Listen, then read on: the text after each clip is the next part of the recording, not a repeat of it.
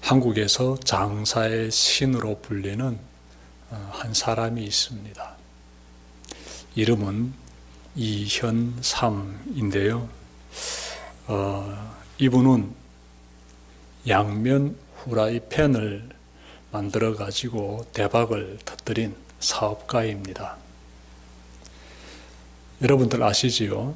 수산물을 이렇게 후라이팬에 구울 때 이 기름이 튀지 않도록 이렇게 접이식으로 되어 있는 양면 후라이팬, 아마 여러분들 잘 아실 것입니다. 이것을 만든 사람이 이현삼 씨인데, 이분이 후라이팬을 이렇게 양면으로 만들게 된 그러한 나름의 계기가 있습니다. 하루는 시장에서 붕어빵 굽는 것을 보다가 이 붕어빵이 이렇게 양면으로 되어 있지 않습니까? 뚜껑을 딱 덮게 되면은 그 안에서 붕어빵이 잘 부풀어 올라서 있게 되지요. 그걸 보고 후라이팬도 이렇게 양면으로 하게 되면은 해산물을 구울 때 기름이 사방으로 튀는 것을 막을 수 있지 않을까, 이런 생각을 가지게 되고, 그래서 만들어 놓은 것이 양면 후라이팬입니다. 대한민국의 집집마다에 한 개씩 아마 이 양면 후라이팬이 있지 않을까 생각이 듭니다. 그 정도로 굉장히 많이 팔렸습니다. 그런데 이분이 사업을 크게 번창시키다가 어느 날 갑자기 사업을 다 접었습니다. 왜냐하면 자신의 몸에서 이상 신호가 나타났기 때문에 그래요. 건강이 안 좋아지는 것을 알게 되고 사업을 다 접고 산으로 들어갔습니다. 자기 건강을 지키기 위해서 산속 생활을 하고 있습니다. 여러분, 이현삼 씨를 보게 되면은 참 지혜로운 사람이다, 이런 생각이 들지 않습니까? 붕어빵 굽는 모습은 우리 모두가 다 봤지요. 정말 많은 사람들이 붕어빵은 어떻게 구워지는지 다 봤지요. 그런데 이현삼 씨는 그 붕어빵을 보고 양면 후라이팬을 만들 생각을 했어요. 지혜로운 발상이지요. 그리고 그는 자신의 건강에 위험 신호가 오게 되자 즉시 모든 사업을 딱 내려놓고 아무리 많은 돈을 벌 수 있을지라도 건강을 우선시하고 산으로 들어갔는데 역시 지혜로운 판단이지요. 그래서 이현삼 씨의 이러한 모습을 보면서 다른 사람들에 비해 지혜로운 사람이다라는 생각이 들어요. 지금 사람들 보게 되면 어떻게나 돈을 벌기 위해서 자신의 이 육체 건강을 혹사시키고 있지 않습니까? 근데 이런 모습에서는 참 우리가 지혜로운 판단을 하고 있는 그러한 모습이 아닌가 생각이 듭니다. 건강을 위해서 아무리 많은 돈을 줄지라도 다 뿌리치는 모습, 참 지혜로운 모습이지요. 여러분, 지혜란 무엇이라고 생각합니까? 지혜. 국어 사전에서는 지혜란 사물의 이치를 빨리 깨닫고 사물을 정확하게 처리하는 정신적 능력이다 라고 말합니다. 이 현실을 잘 이렇게 관찰하고 빠른 선택을 내리는 그런 현명한 사람을 가리켜 지혜로운 사람이라고 하지요. 여러분, 성경은 지혜란 하나님을 경외하는 것이다 라고 말씀하고 있습니다. 잠언 9장 11절에서 나오지요. 여호와를 경외하는 것이 지혜의 근본이요 거룩하신 자를 아는 것이 명철이니라.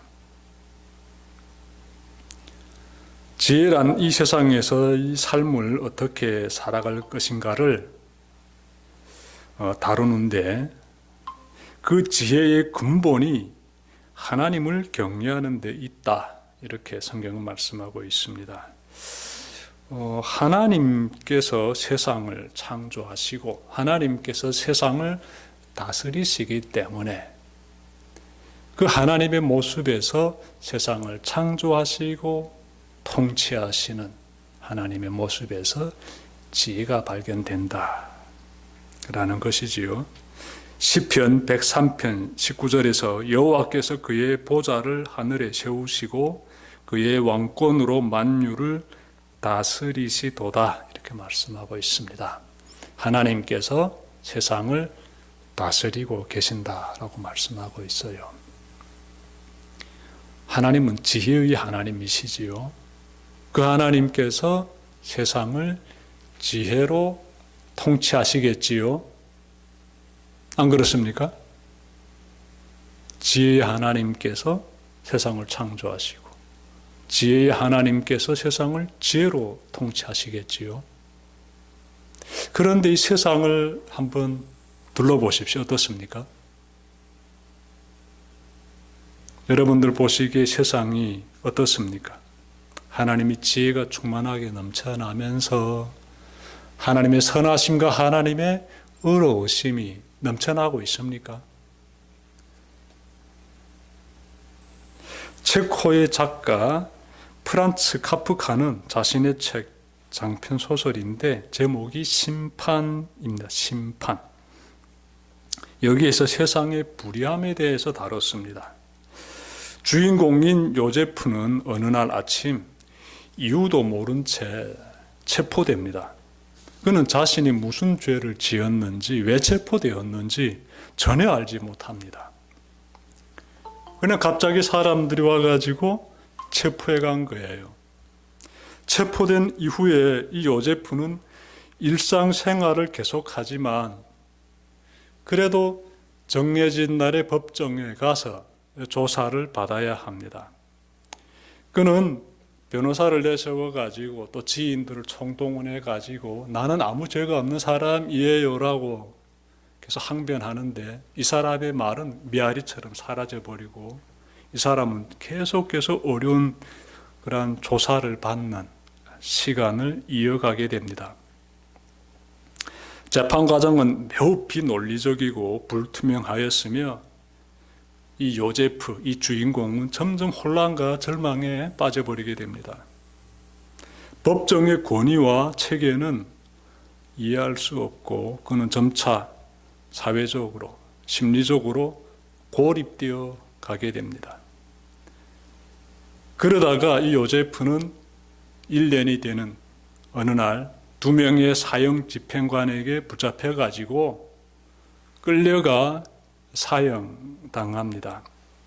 이 요제프는 숨을 거두는 마지막 순간까지 내가 도대체 무슨 죄를 지어가지고 이렇게 법정에서 조사를 받고 사형 판결까지 받았으면 이렇게 사형당하는지 알 수가 없었습니다. 소설은 요제프의 죽음과 함께 끝나게 되는데 이 책은요, 개인이 이해할 수 없는 거대한 권력과 사회 체계에 의해서 무력하게 휘둘리며 희생당하는 사람들의 사회적 약자들이죠. 권력을 지지 못하고 권력 아래에서 살아가는 그러한 사회 구성원들의 삶의 고통에 대해서 보여주고 있습니다. 오늘날 세상 보게 되면은 별반 다를 바 없지요.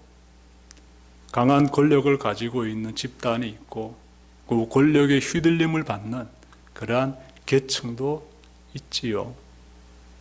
예. 그것이 이 현재 우리가 직면하고 있는 세상입니다. 정도의 차이가 있을 뿐이지 북한에도 있고 한국에도 있고 미국에도 있습니다. 예. 다양한 분야에서 인종차별이라든지 아니면 성별로 인한 차별이라든지 아니면 출신 성분으로 인한 차별이라든지 가지고 있는 소유가 많고 적고에 따른 차별이라든지 권력을 쥐고 있느냐 없느냐에 따른 차별이라든지 기타 등등 다양한 방법으로 짓눌림 당하는 자들이 있고 짓누르는 자들이 있다라는 것입니다. 세상이 우리가 봤을 때 그렇게 비춰집니다. 그런데 여러분, 우리가 좀 더 세상을 조금만 좀 넓게, 좀 크게 또 이렇게 확연하면서 바라볼 수 있는 것 하나 있는데 러시아와 우크라이나 전쟁이 아주 대표적인 사례가 되겠습니다. 러시아는 3년 전에 우크라이나를 침공했어요. 그들이 내세운 것은 우크라이나가 나토에 가입하려고 하기 때문에 우리가 그것을 막기 위해서 이렇게 군사 행동을 취했다라는 것인데, 이거는 철저히 침략 전쟁이지요. 어떤 생각이 듭니까? 러시아라는 강대국이 군사 강국이죠. 대국이고. 그런 강한 힘을 가진 나라가 우크라이나라는 약한 힘을 가진 그 나라를 그냥 강한 힘을 그대로 사용하면서 밀고 들어가면서 전쟁을 일으키는 모습이 21세기에 일어나고 있다는 사실에 우리는 굉장히 놀라게 되고 충격받게 되지요. 제가 뉴스를 보니까 그 전쟁으로 670명의 어린이들이 죽임당했어요. 그리고 러시아와 우크라이나 양쪽에서 죽임당하거나 부상당한 사람의 수가 무려 100만 명 정도 된다라고 해요. 완전 비극적인 큰 사태가 터진 것이지요. 이러한 사건을 보면서 우리가 정리할 수 있는 것은, 이 현대 지성의 이 시대, 정말 인류 역사 가운데서 가장 찬란한 지성을 뽐내고 있는 21세기인데 그럼에도 불구하고 세상에 양육 강식이 통하고 있다는 사실을 우리가 정말 끔찍할 정도로 놀라면서 바라보고 있습니다. 약육 강식의 이 사회 구조가 사라지지 않고 지금도 여전히 뻗어시 그 힘을 행사하면서 자기 힘을 과시하고 있다는 거, 우리가 러시아, 우크라이나 이 러우 전쟁 보면서 발견하고 있습니다. 세상이 불의한 것이지요. 하나님이 다스리시는 세상인데, 하나님께서 만물을 창조하시고 지혜로 세상을 다스리시는 그러한 우리가 확인하고 있는 이 세상이고, 또 성경에서도 이 부분에 대해서 강조하고 있는데, 하나님께서 보좌에 앉으셔서 이 만국을 다스리신다고 말씀하고 있는데, 세상의 현실을 보게 되면 굉장히 우리 마음 답답하게 만들고 있지 않습니까? 여러분, 오늘 말씀 우리가 좀 보기 전에 11절과 12절 그리고 14절 좀 살펴봅시다. 자, 전도서 8장 11절 보시면요, 솔로몬이 이렇게 말합니다.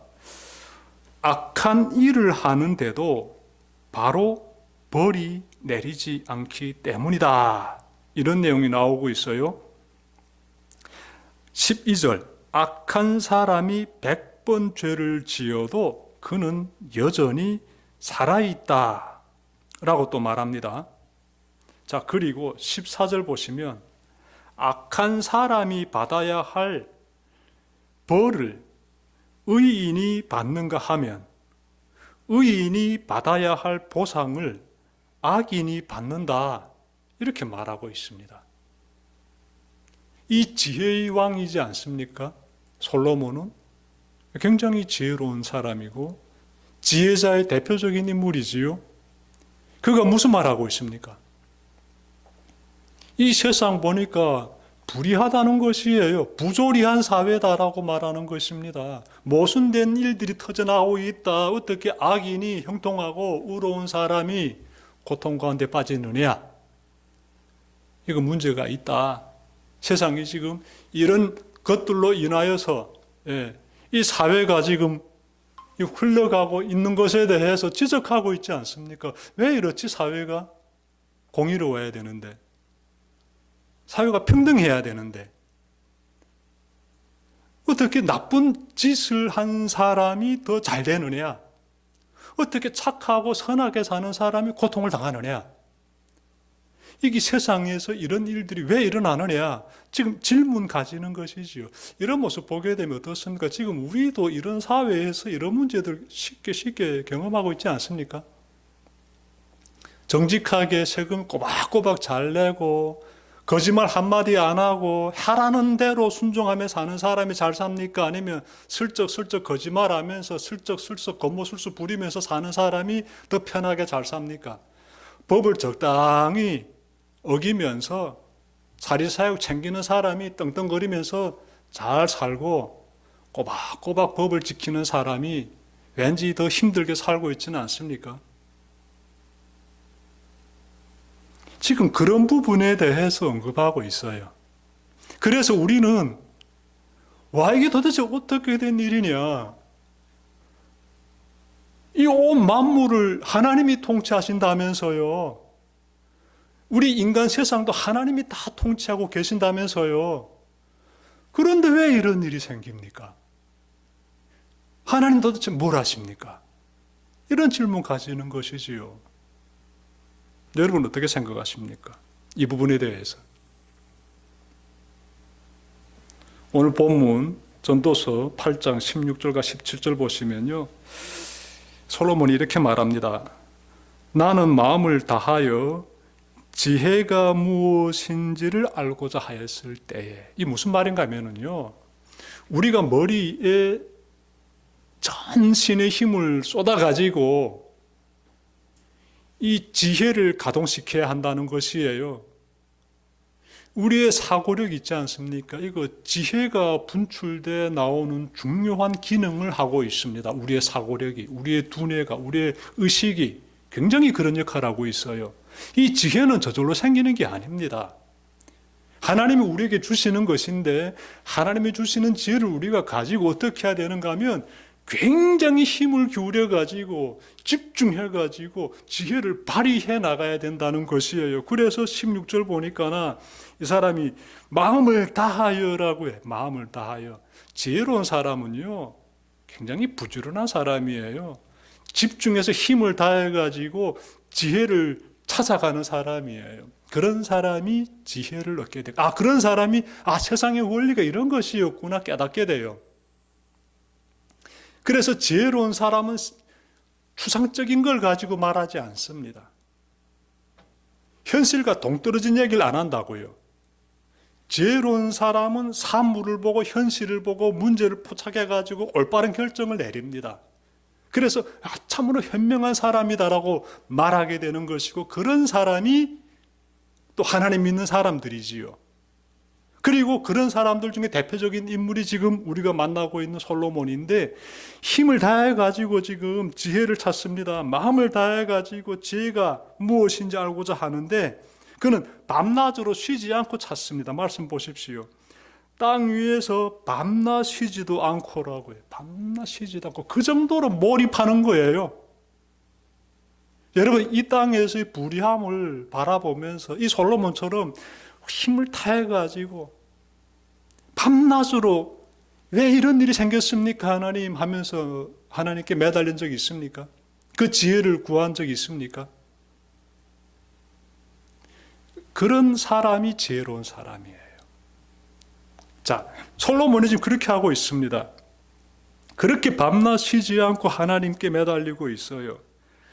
17절 하나님이 하시는 모든 일을 두고 나는 깨달은 바가 있다라고 드디어 깨달았어요. 이 세상을 살펴보면서 솔로몬이 깨달은 건 무엇입니까? 그것은 아무도 이 세상에서 이루어지는 일을 이해할 수는 없다는 것이다.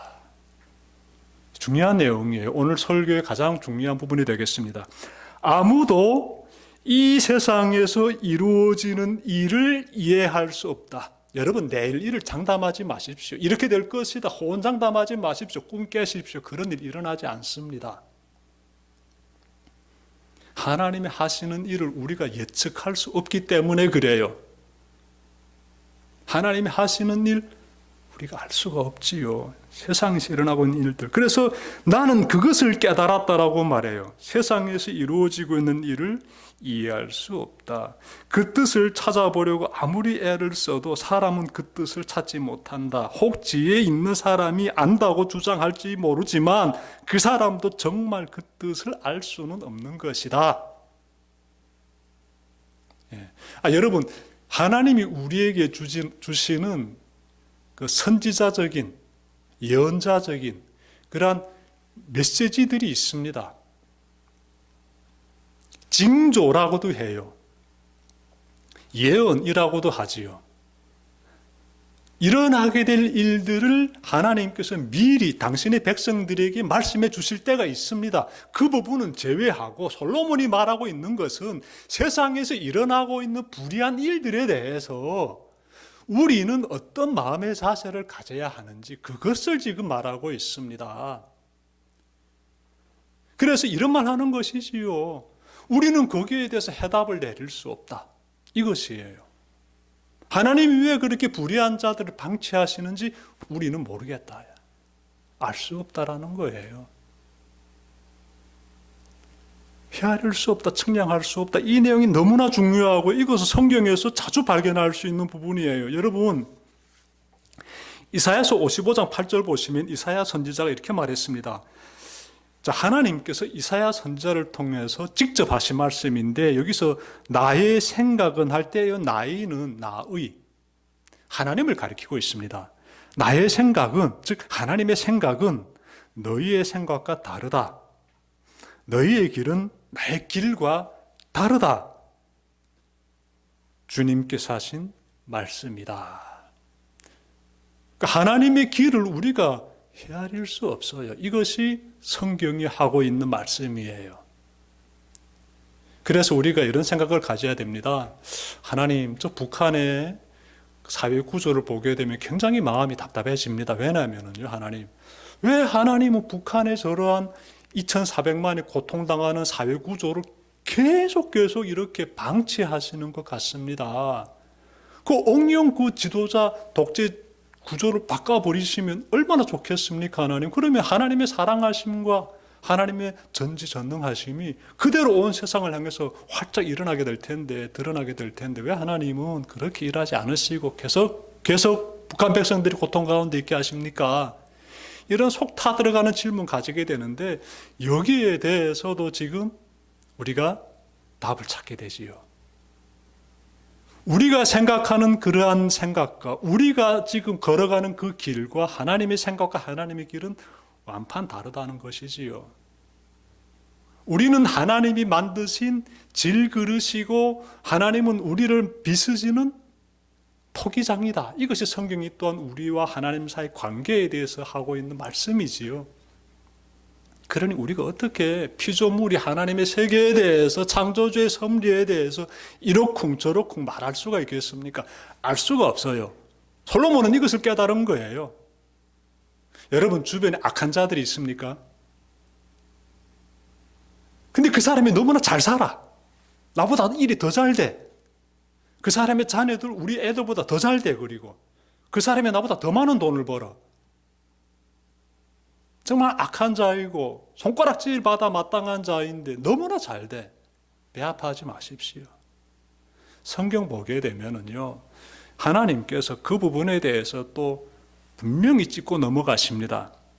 그 사람들은요, 하나님의 심판을 꼭 받게 되지요. 지금 우리가 그들이 심판 당하는 모습을 보지 못했을 뿐이지, 악인은 반드시 하나님의 심판을 받아서 징벌받게 되어 있습니다. 자, 시편 1절 5절 보시면 그러므로 악인들은 심판을 견디지 못하며 죄인들이 의인들의 모임에 들지 못하리로다. 그래서 마음이 쑥 내려오지 않습니까? 의인과 악인이 구별이 되고 하나님께서 의인과 함께 계시고 하나님의 의인과 함께 계시는 그 세계에 악인은 들어오지 못한다라고 성경은 말씀하고 있습니다.